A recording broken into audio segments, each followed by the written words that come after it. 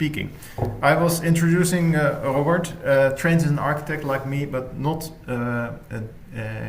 in the profession itself, but rather more in everything that surrounds architecture and its purpose.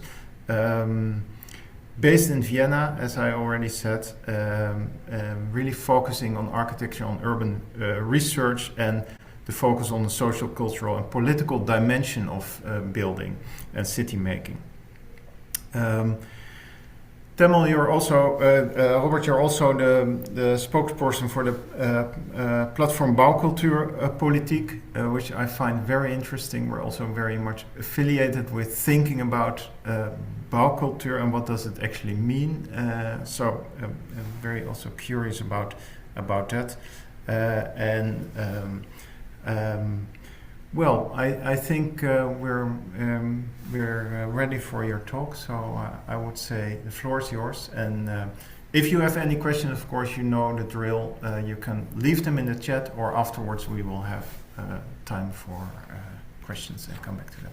Robert, the floor is yours. Thanks a lot, Paul, for your kind introduction. I will start a presentation right now. Can you see it? Yes, great. Okay. Yes, yes. The topic, as already mentioned, is affordability in housing. I will not talk about that in general, maybe, or I'm sure we'll go into more detail of that afterwards in the discussion. But I want to focus on the example of Vienna because that's a very specific perspective on that topic, and maybe also interesting if compared to other models and other systems. I would like to start with the terms used for this kind of housing. Of course, also in Vienna, in Austria, terms like social housing and affordable housing are used, but actually not that much, only in more or less, mostly in expert discussions. People on the street usually use these other bold set terms that are below. Gemeindewohnung in German, which is more or less municipal housing, houses or apartments owned by the city of Vienna, or Genossenschaftswohnung, which means cooperative housing. That is a specific sector of limited profit housing I will talk a bit more about later on. I don't want to, as mentioned, go into detail in relation to the definitions of social and affordable housing. You will, of course, all know these different ways to define these terms, like rent-to-income ratios, etc. The term affordable housing usually, and that is, I think, also the case in Vienna and in Austria, means something between social housing and market-oriented housing. It comes from a UK program where this type of apartments can cost maximum 80% of market rent levels. There are, in general, in Europe and also other countries, you could categorize social housing providers in these four categories that are shown here. The ones that have the orange background are the ones that exist in Austria and in Vienna. That is, on one hand, as I already mentioned, the municipality, the city of Vienna, that owns pretty big share of apartments that exist in Vienna, and on the other hand, organizations, actually private companies that are not market oriented, and of course they are not public or not always publicly owned, but have a specific mission to provide affordable housing by law. I will talk about that later on. So there are two aspects to it if you talk about affordable housing, and the first of these is, of course, for whom is it affordable? I will, as mentioned, talk about for whom these are affordable in Vienna. this is the framework. This is the housing stock that exists in Vienna, almost 1 million apartments. Vienna has a bit more than 2 million people living there. The green columns are rented apartments. The violet ones are owned apartments and houses, and the orange ones are other types. So you can see that there's a very big share of rented apartments in Vienna, 76% overall. And of these, a very big share is what we call social housing. That is these two types that I already mentioned: municipal housing and limited profit associations. Each of them approximately 200,000. So more than 40% of all apartments that exist in Vienna are rented social housing. And a bit more than half of the population live in these apartments because in this sector, in this segment, of course, there are more people on less floor area than in owned apartments, for example. So that's the basis of that all. And the question is, how does access work? Very important for housing policy in Vienna is that social housing is not for only low incomes, but for almost everyone. Of course, not for everyone, but for a very big part of the population. And that there's a specific political target connected to it, or several of them, of course. And the two most important ones, I would say, is on one hand, to avoid social segregation, to avoid parts of the city where only poor people live. That's the one thing. And the other thing is to strengthen political support, because since almost everyone could, in principle, in theory, have such an apartment, much more people support this kind of housing policy than if it was otherwise. How does access work? There are not very much, a few admission criteria. The most important is, of course, an income limit, but that is set very high.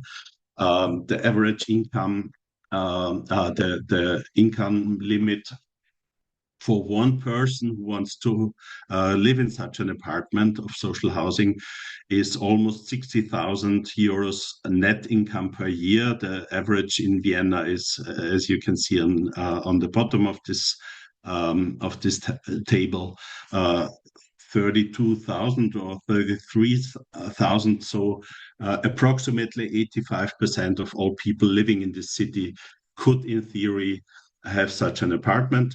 And as I mentioned, many of them do, but of course not all. There's an age limit. You have to be 18 years old to get such a rent contract. You have to have lived for 2 years continuously in Vienna, and you have to be either an Austrian citizen or a citizen of a EU country, of a EEA country, or Switzerland, or you have to be a recognized refugee or have permanent residence in the EU. So that are the criteria, and that leads to many people being eligible, but of course not all. And this diagram shows how that works out in practice. This is the tenant structure, tenant profile in these different kinds of apartments in relation to income quintiles. I don't know if you can read that properly, but it's not necessary. I can explain it to you. The darkest gray fields are the richest people, the upmost quintile, and the lightest gray areas are the poorest people, the lowest income quintiles. On the top of the left diagram, you see the distribution over these quintiles of all residences, of all apartments in Vienna.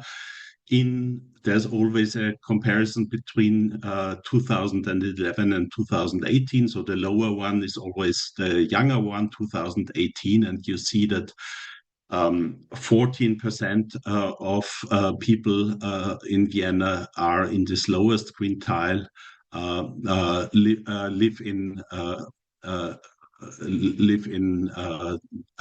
Vienna, and 27% of them of overall population are in the highest quintile. And if you look at that in relation to the different types of apartments, you see very big differences. Of course, the rows with the very big gray areas just below this this upmost diagram is owned apartments. So more than 50% of the richest quintile, of course, live in owned apartments, whereas rented apartments just below, private rental and social rental, are much less of poorer people. But still, you can see that there are more of the poorest quintile living in private rental than in social rental. And that, of course, has to do with this 2-year regulation that you can't just move to Austria, to Vienna, and then have an apartment. And you can see that on the right diagram, there's the 1, 2, 3, 4, 5, 6 row that is also private rental. The dark gray in this area is non-Austrians, and the light gray is Austrian. So you see that almost half of private rental in 2018 is non-Austrians, whereas social rental is much less. So it doesn't work out, of course, perfectly, but still access is possible for a big share of people living in this city.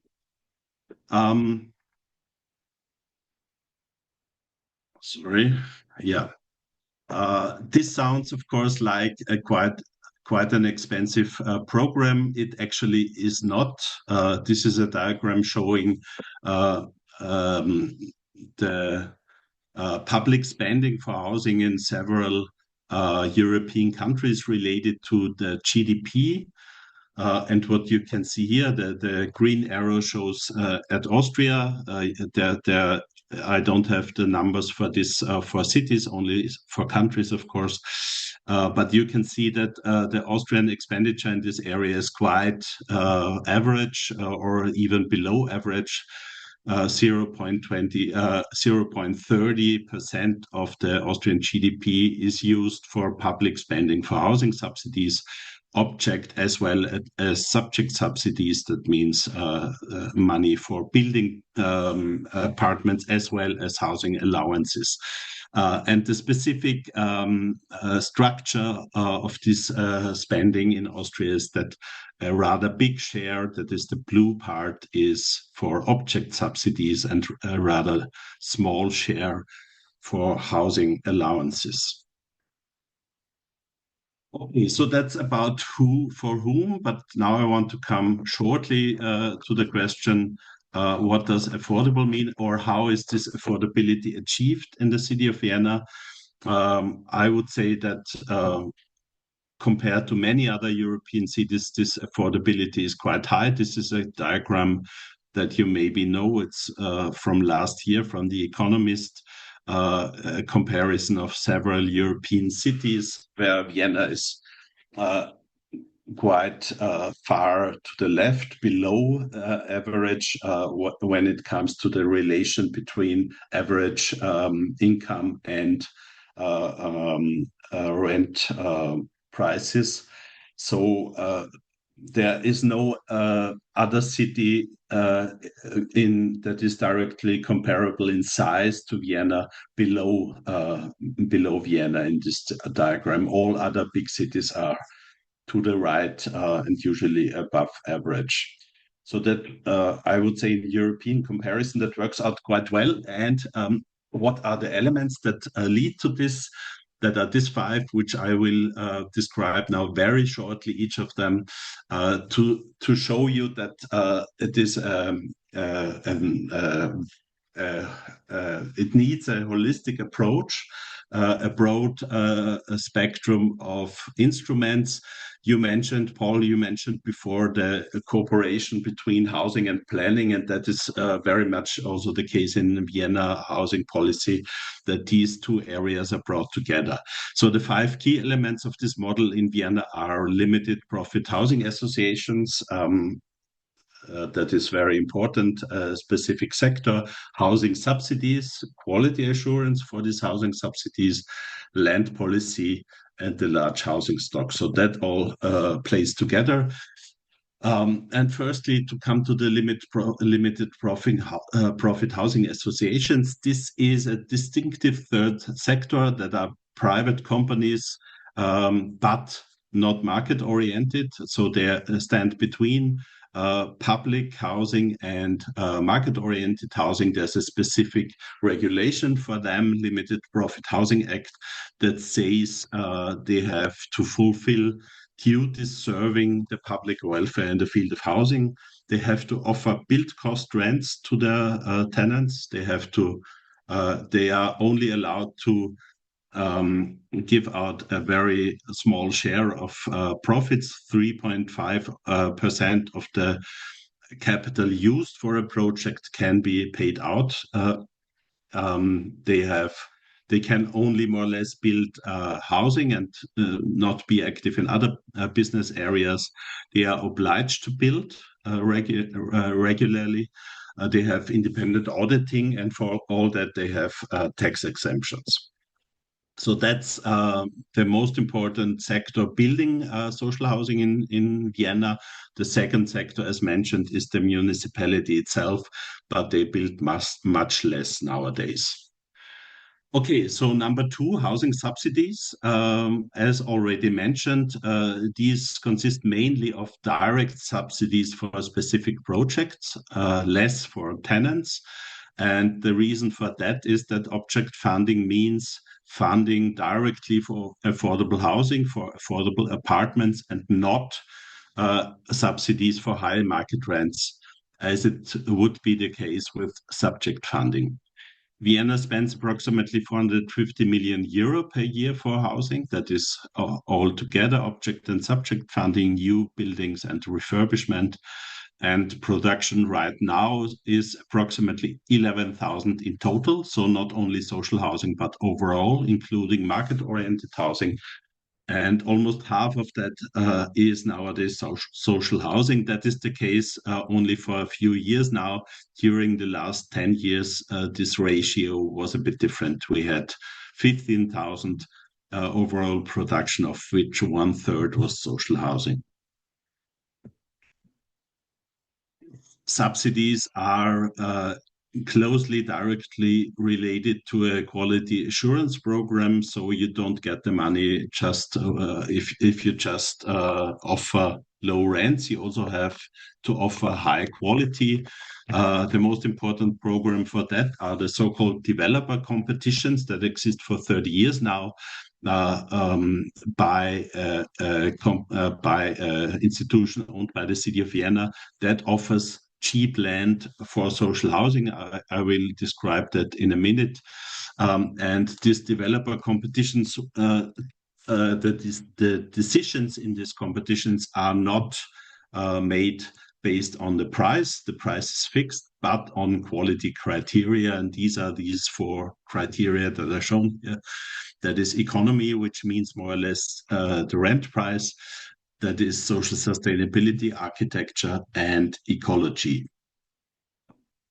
And that is, of course, closely related, connected to land policy. There's a Vienna Land Supply and Urban Renewal Fund that exists for 40 years now, which purchases land with a long-term view to development. So they buy land in areas that will maybe even only in decades be developed. It can act very flexible. It pays usually a price between farmland and developed land, and then sells, of course, developed land through this developers competition I just mentioned, with prices way below market level. So the price is maybe a fifth or so of market level prices. And there's a specific regulation that exists for 7 years now, I think, that says that if new areas, that is only for areas above 50 apartments maybe or so. If such new areas for housing are zoned in Vienna, then 2/3 of these areas have to be reserved for social housing. And that means also they have to be sold for these fixed land costs. They cannot cost what the market says, but what this law says. That was number 4. And the last and final element of this housing policy is the large housing stock. You already saw this diagram. I already showed it at the beginning. But that is, of course, the important basis for all of this, that there exist more than 400,000 apartments right now that are affordable, that are social housing. And only on top of that, it is possible to continue this kind of policy in the way that I just described. So that's a very short view on affordable housing in Vienna that I hope can be a good basis for our further discussion today. And of course, I'm happy to answer all your questions related to that or to whatever else is interesting in relation to the Vienna model. Thank you. Great. Thank you. Thank you very much, Robert, for this very insightful presentation. Indeed, I think we all, as professionals, know that Vienna has a very particular model, but also very successful model. So it's very nice to have a little bit of insight in what that actually means, what's behind it. So the question of what's behind it, I think, is very relevant. So, questions? Direct questions, maybe, related to what we just saw. Anyone?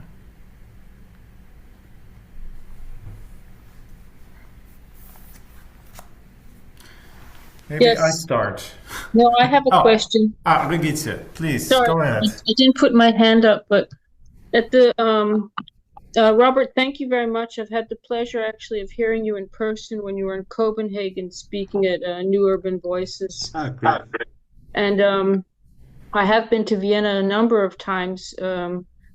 I just haven't met you in Vienna, but I have a specific question in terms of one of the last points you talked about with the identification of new areas for development, new land for development, let's say greenfields, and that some of the land value is suppressed or kept at a below market rate price. This is, of course, very advantageous for Vienna and its building out of its housing stock, affordable housing stock, if we use that word. But what is there pushback politically in Austria? Are there conservative or market forces that say this is a problem, we don't want to follow this paradigm?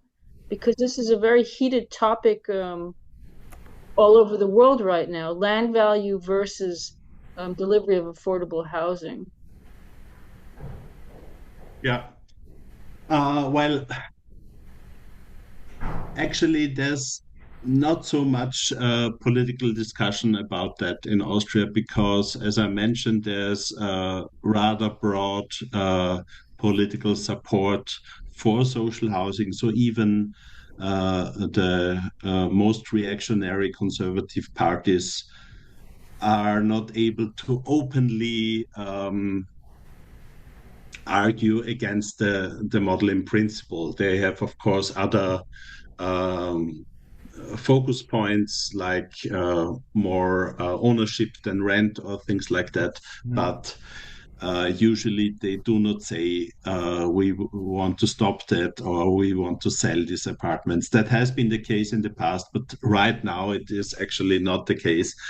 And that means that also these questions of land prices are not so much discussed because in the public, the dominant voices in the public discussions about housing are usually that housing is much too expensive, which is maybe the case everywhere in Europe, and it is not so easy politically to argue against that landowners should get more money for the land. So that's not the case, but that doesn't mean that this model works out 100% perfectly, because it only exists for 7 years now, as I mentioned, and there are many owners that do not sell because of that.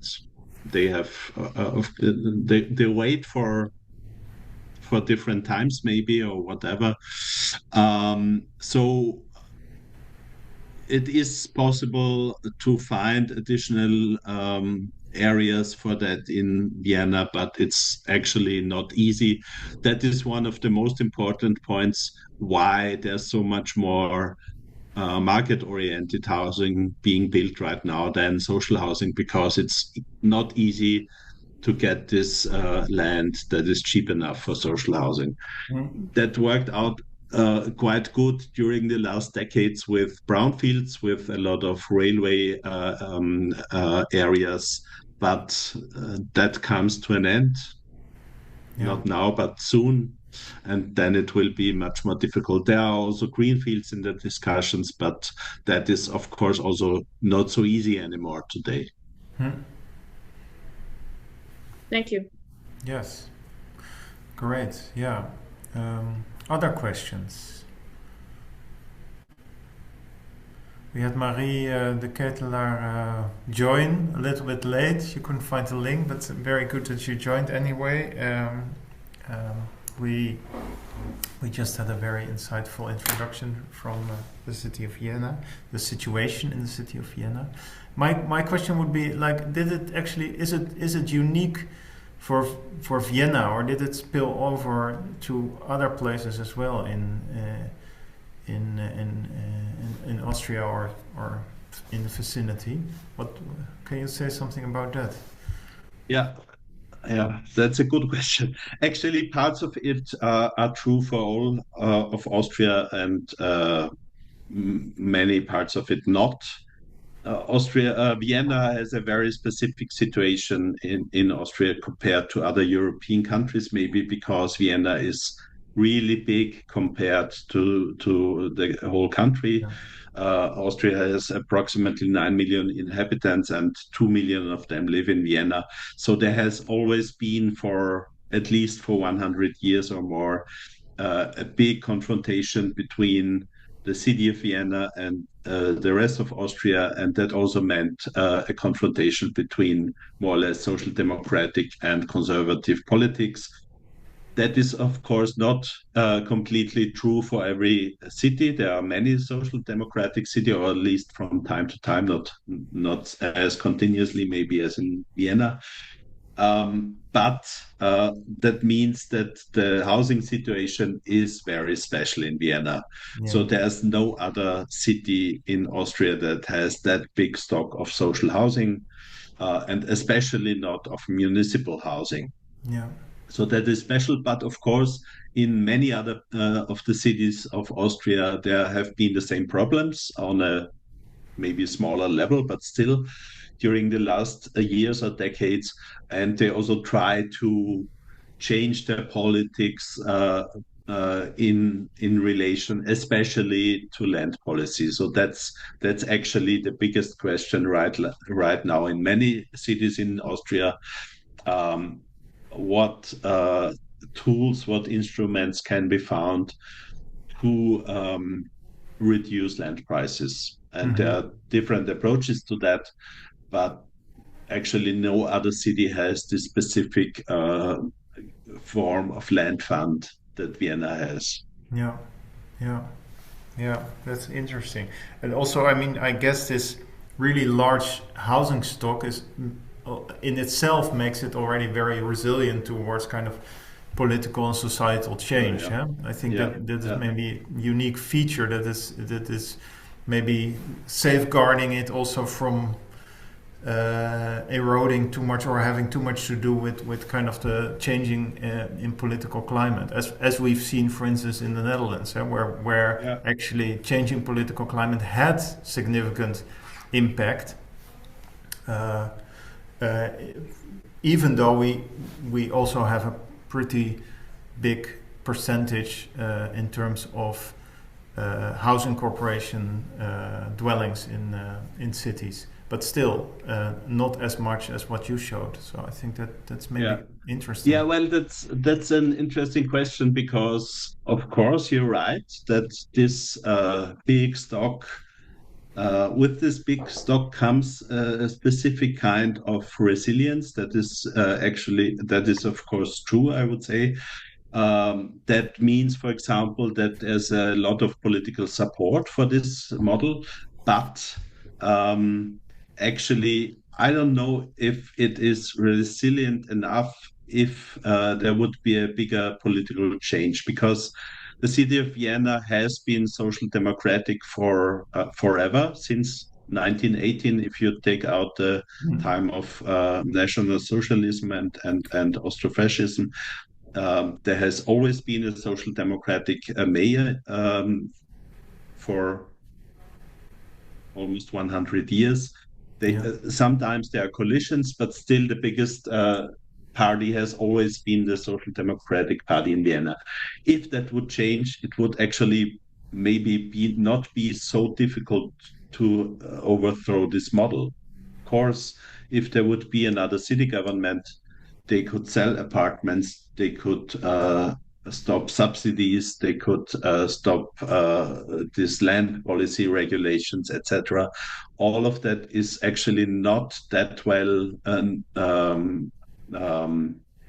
secured, not that resilient as it looks from the outside. I think a very big part of this resilience is actually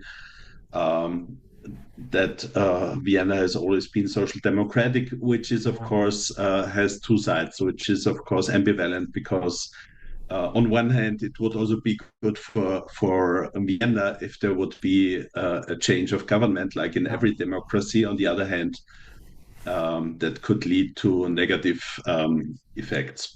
Yeah. Interesting. Guy, I also see you join the conversation. Very nice that you could join from Isocarp. Do you have any points or questions you want to raise? Sure, Paul. Thank you, Robert, for the explanation. I was wondering, the model of Vienna could be realized because you have some specific regulation. You talked about an act or something. I think these are the basic instruments. Could you say something more about that? Yes, of course, yeah.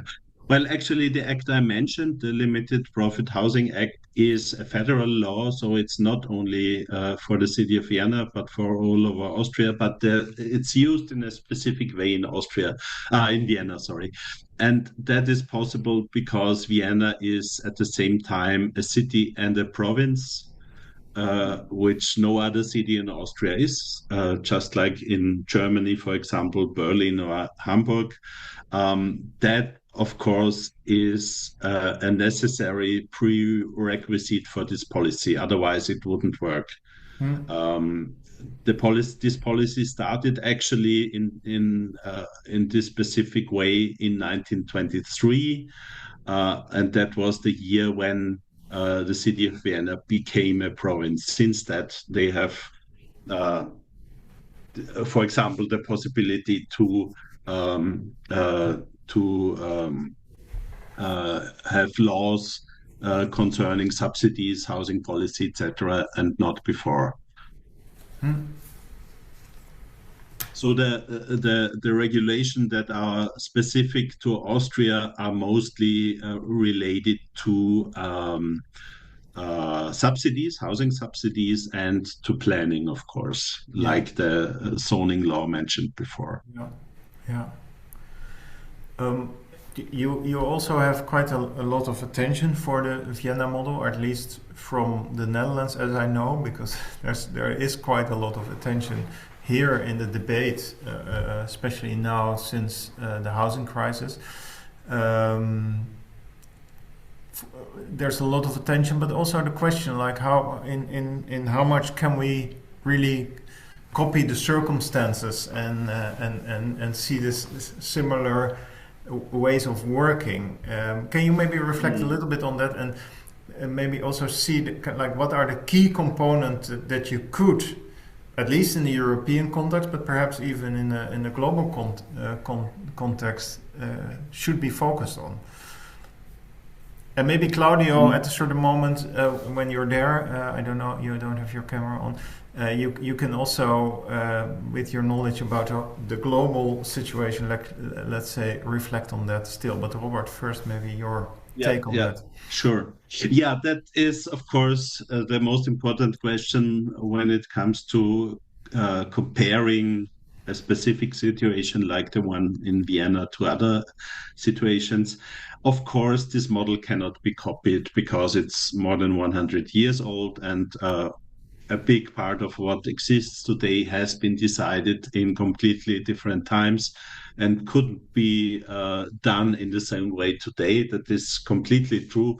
But still, I think there's a lot to learn from this model, because not all of it is that old.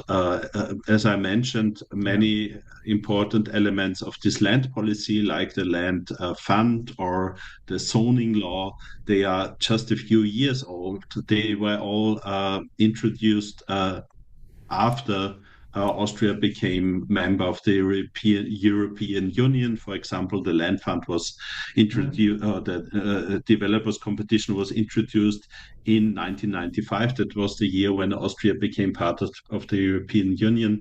So all of this is actually compatible with EU regulations. You just have to maybe be a bit creative in dealing with it and not being too orthodox with it. I think there are possibilities. And that is actually, of course, not only the case in Vienna. There are other countries like, I don't know, France, for example, or so, where also not everything works completely following the central ideas of how a land market should work in Europe, for example. Yeah, indeed. Marie, you would like to respond to that? Thank you very much, and sorry for being late. Of course, we are very, very interested in Vienna, which is an absolute reference. Housing in France is going to be very high on the agenda of the next municipal elections. We have a strong social housing model, but those last years it has been put in trouble, due mainly to maybe three factors. The political vision seeing housing as a cost more than a resource, and asking more and more on social landlords, cities, municipalities, whereas they do the better they can, but they cannot do more. The very high rise of land price in big cities. And third factor, the fact that where there are flats or houses in the social housing residences, it's in places which are in decline and when there is not much work. So the situation is rather difficult, and it even has an effect on the private sector, since in the last years it was the social owners who were the main customers for the real estate industry. But now our new Minister of Housing say that it's not good to have, this position. It's not good to have a whole life flat, and we must sell social housing. And so that people who are not very poor can buy or live. And whereas at the same time, maybe you heard about the drama in Marseille with drug trafficking and the young man who was killed. Whereas obviously it's very important to keep a mix of people and revenue and different people from different origins in districts, because if not, of course, it turns to be ghettos and a very hard situation.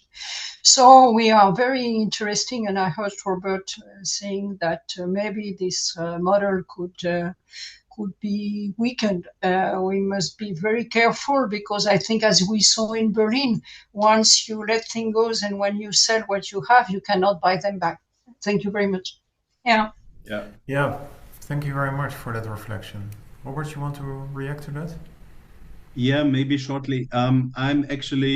I can say I'm an expert on housing expenditures in other European countries in comparison. I showed you this one diagram which shows that the expenditure in Austria is quite low compared to many other countries.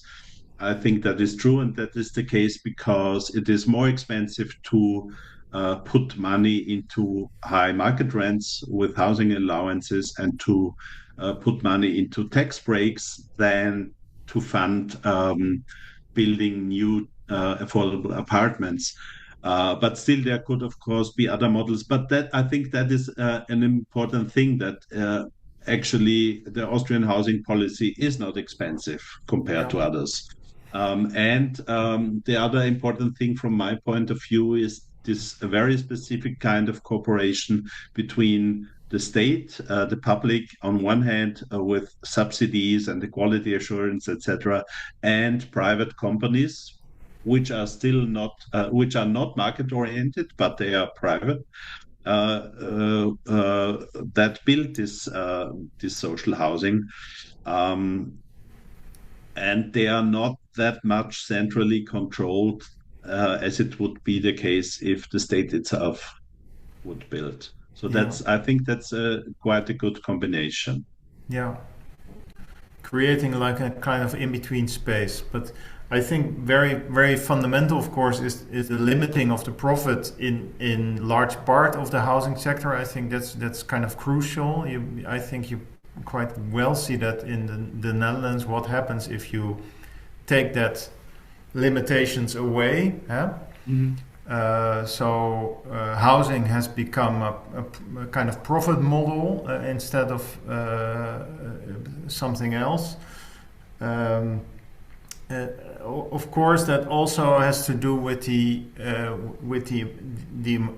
amount of housing stock available. So I think it's also very crucial that it's kind of enough in proportion to the overall population, and that's also, I think, quite fundamental. What you see in the Vienna model is that there's actually there's a quite large share of access. So the amount of people that use that kind of service is relatively large compared to,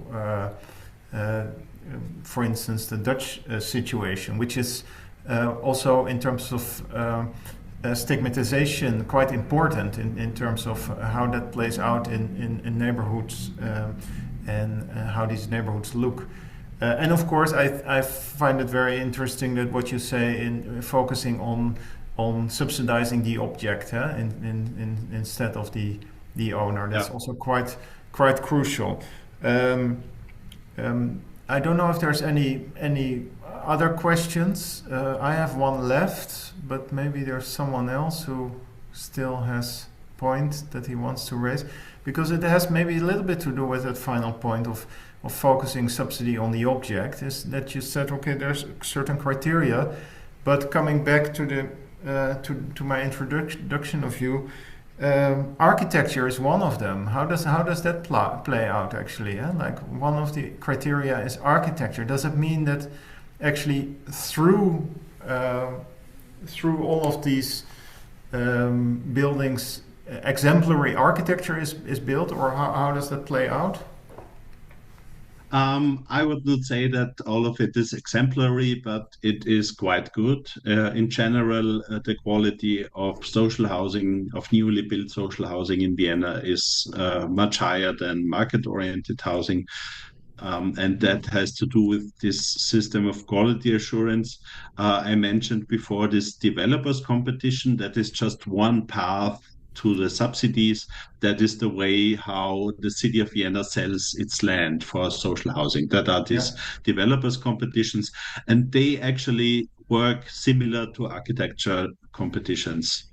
The participants are not architects, but housing associations, limited profit housing associations, but they have to have architects in their team, and they have to develop an architectural project for a specific site with a specific rent, with a specific program, etc. And then there's a jury who compares the different proposals for a specific site and chooses the best one. So that's how it works, and that leads to rather high quality. Also in architectural terms, I would say quality went down a bit during the last, I don't know, 5 or 10 years or so, because construction prices rose that much in that time. So that's a difficult point. But overall, quality is still quite high, I would say. Yeah, yeah, yeah.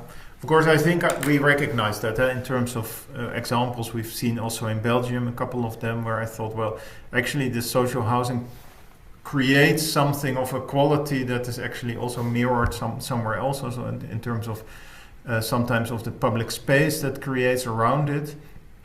I think also in France you have very good examples of that. With that, I think I would like to once again thank Robert for your contribution, but I would also take the last maybe 10-15 minutes to reflect a little bit on this series, because we've had this is the 8th Learning Lab, and we've been with a couple of people who've of course I think none of us has, including me, has been able to join all of them, but there is definitely a little bit of a network forming.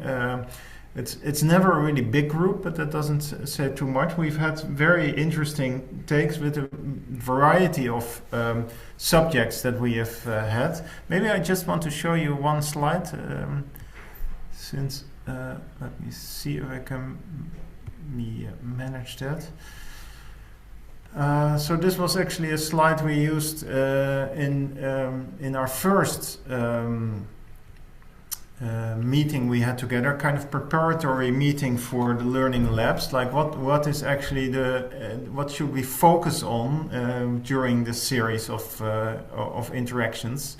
And as you can see, almost all subjects are being felt as being quite important, things that have been mentioned, well, I do think we can. I stop sharing now, but I do think we've had and we've touched upon most of these topics actually. So we've, as I said in the beginning, we focused on this mobility and housing connection with Ivo Kree, for instance, or we focused on alternative housing models from the Netherlands, actually, with community land trust models. We've looked at existing built-up area and how to use that and retrofit that. We've even tried to look at the global perspective of shifts in populations and how to deal with situations of crises and movements of large amounts of people. So actually a quite wide variety of topics.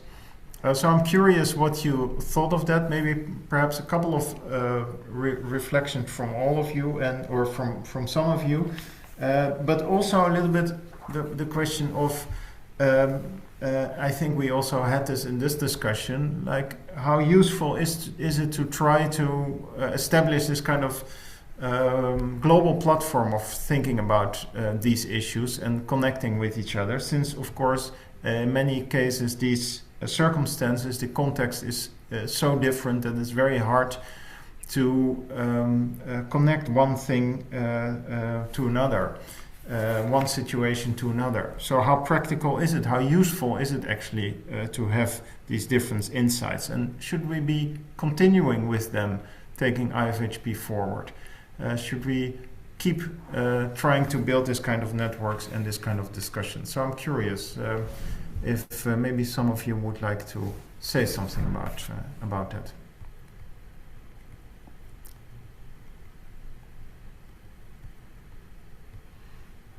Anyone?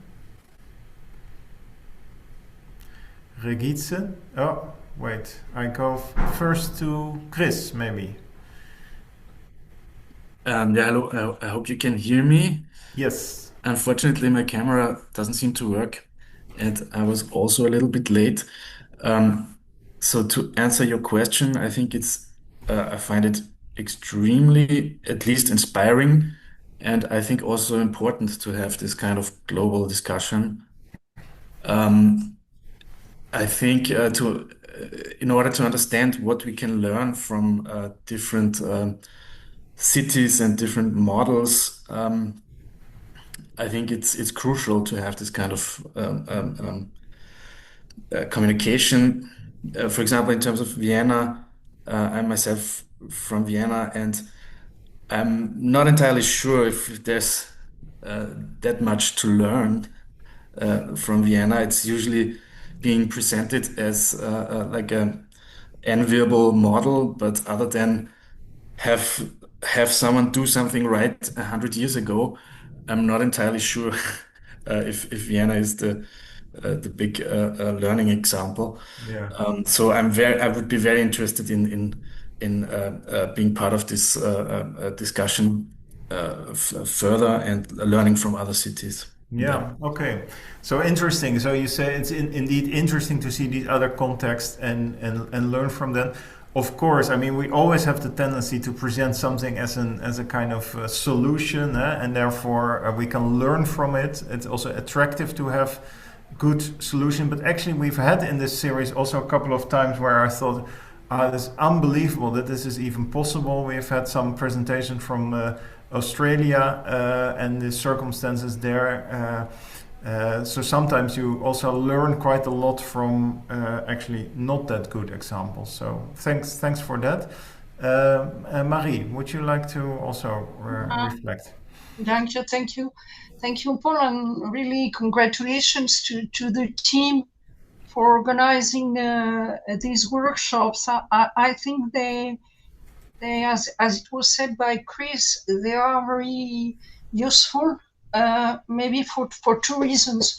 The first, and what I like, is the fact that you propose to consider housing a little bit like in a kaleidoscopic way, looking at it from different angles.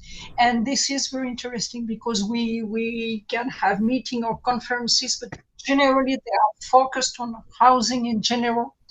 And I think that the way to approach it by different sides and linking it to daily life and short-term, medium-term, long-term issue is very good. The second thing, but you won't be surprised, is I'm much in favor of these informal networks. Mm-hmm. I think we do need them all the more so as because of the crisis, the various crises we are through. Housing certainly all over Europe tends to become a financial asset. We have also a big question of office building crisis. And I think that the way we can have informal discussion proposals is interesting. I thought you mentioned somewhere that now, and it's a good thing that European Commission is more involved in the housing issue. We might contribute to the debate. I think the link with the European Commission and Parliament also. Parliament also on this issue is very important. And as always, and not to be too long again, I would also recommend to always make the link between social, economic, ecological, and societal issues, because if we just take housing as such, we won't go anywhere, or energy saving or business creation. We must try and have a more systemic approach. Anyway, thank you very much, and I would be happy to continue if I can be of some use. Thank you. Great, thank you very much, Marie. Indeed, so kind of the integral approach is very, very fundamental, of course, because it ties into it. You've mentioned that before a couple of times. Everything ties into each other, actually, at a kind of systemic look. I do think it's interesting that you say, well, this is valuable. So also understanding a little bit, one step deeper, what's behind certain things, that we can gain some understanding and create this kind of informal network of sharing and seeing how to cope with these crises. Definitely, we're very much also through the meeting we organized in Brussels. We're very much attached to the emerging European housing agenda, so I think that's definitely important, as is, of course, the UN. Maybe on that note, Shakira, can I give you the word for some reflection? Yes, hi everyone. It's very nice to join you. Yes. I was not able to join all the sessions, but I thought it was a really nice closing session today. I think what I had to say actually echoes a bit of what Marie just mentioned, that as we rightly reflected, how such a central issue is on current tables, but also if we think about it broadly from a socioeconomic, psychosocial, sort of just broad lives and livelihoods perspective, housing is so central. Think of that from a global perspective. What I think could be quite interesting is to centralize the topic of housing in relation to global city objectives, of inclusion, livability, connectivity, accessibility. Although these touches on other thematic areas, I think housing plays such a central role. And again, through environment, we cannot achieve goals around circularity and other that are on our agenda. So that's also a way to bridge the language across diversities. I think that could be quite interesting. Yeah, great. Well, great that you could join today. Actually, very good to see you. So indeed, I think it's so central indeed. So that's what you say, that we could in that respect also tie in all of these different contexts, because it's so fundamental to everyone in a way, and through that sort of touch upon these other issues that Marie also mentioned. Great support for continuing in one way or another. We will do that anyhow. I think we're also kind of closing off the discussion now. I don't know, Claudio, I suddenly see you appear, so perhaps you still want to say something. And Regitze still has her hand. Yes, I do. I'm not managing Claudio. to get my hand, but Yes. Regitze is before me. Okay, Regitze, your turn first. This is here I'm on now. This is just a fun fact, being that we have a discussion specifically on Vienna today. I would like to just highlight the fact that Vienna was held its major congress. IFHP held its major congress in Vienna in 1926. So this is just history, but at that time, IFHP was part of the discussion of different models of a delivery of some sort of decent or affordable housing. So the Garden City movement paradigm was one, but there were certainly also other models which Robert will know very well, but we were one of many. And I think this is the way we still need to move forward, is what are the many different models? How can we learn from each other? And to build resiliency in the delivery of housing, we need different models, and that's why we need to share. Yeah, great. Thank you very much. Are you suggesting we should focus for next year on organizing something in Vienna? Very nice to revisit Vienna. Yeah, that might be fun, or that we do a trip to Vienna. Definitely something to think about. Claudio. Yeah, thank you.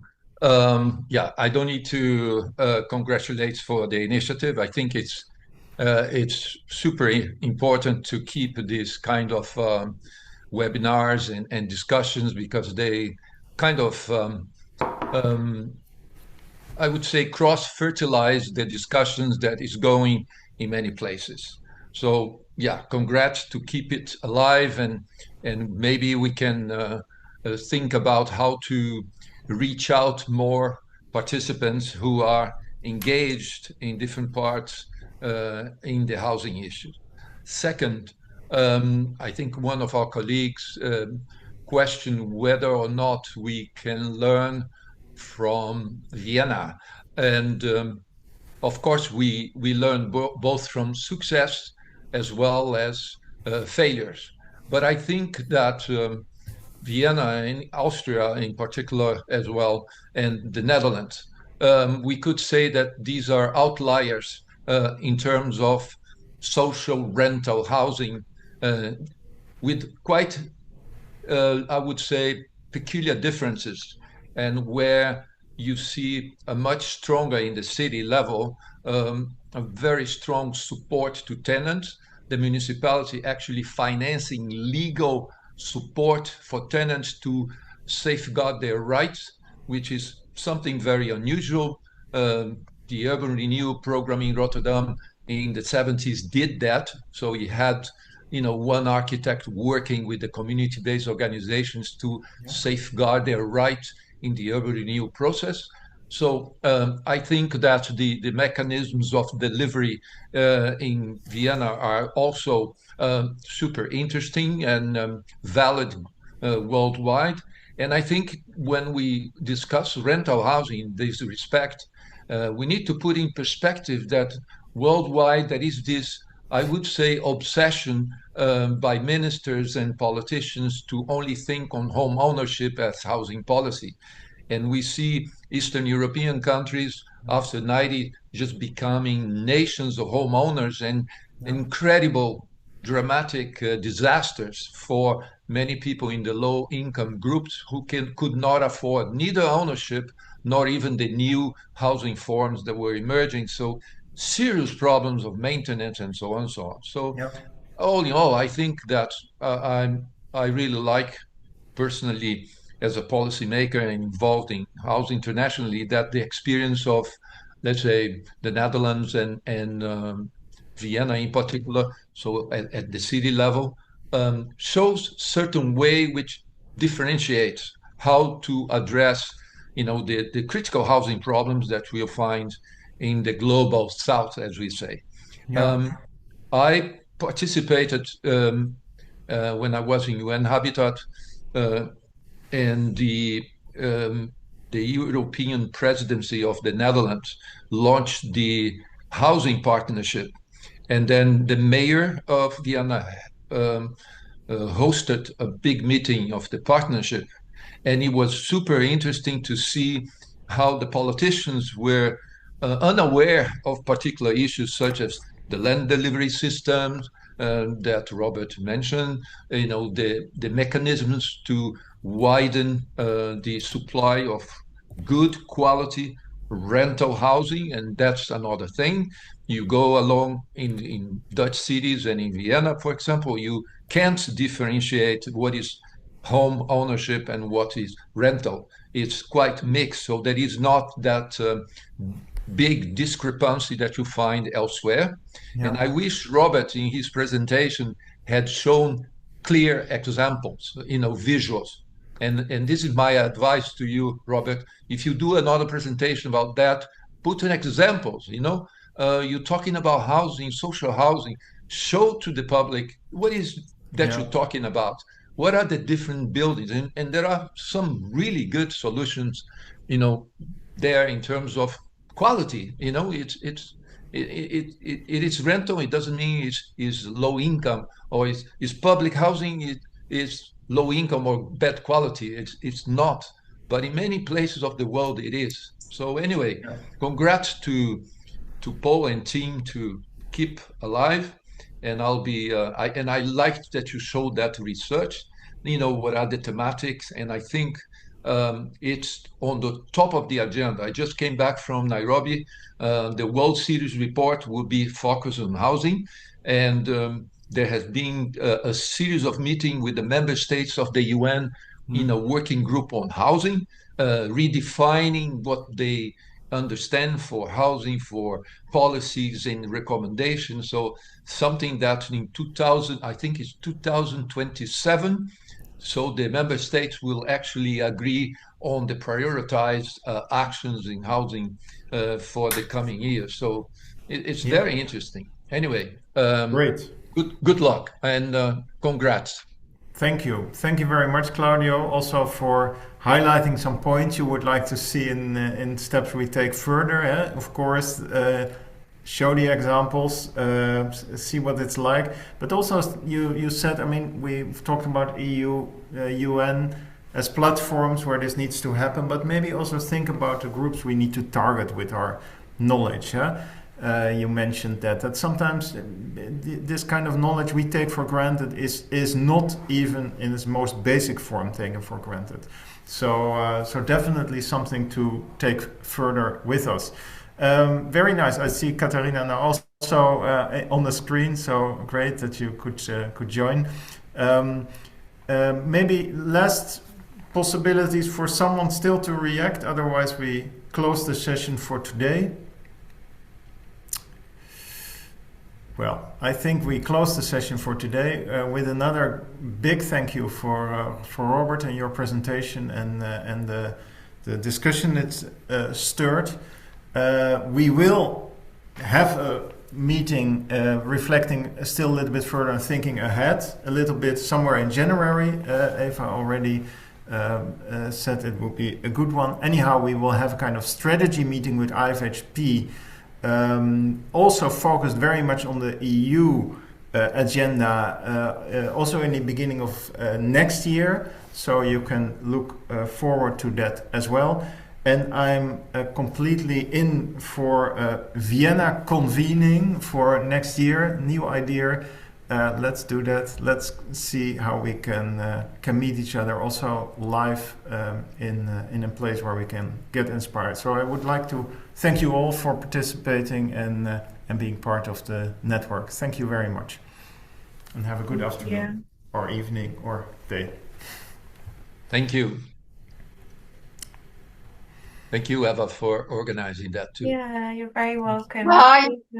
Bye. Have a good afternoon. Bye. Bye-bye. Bye-bye. Bye.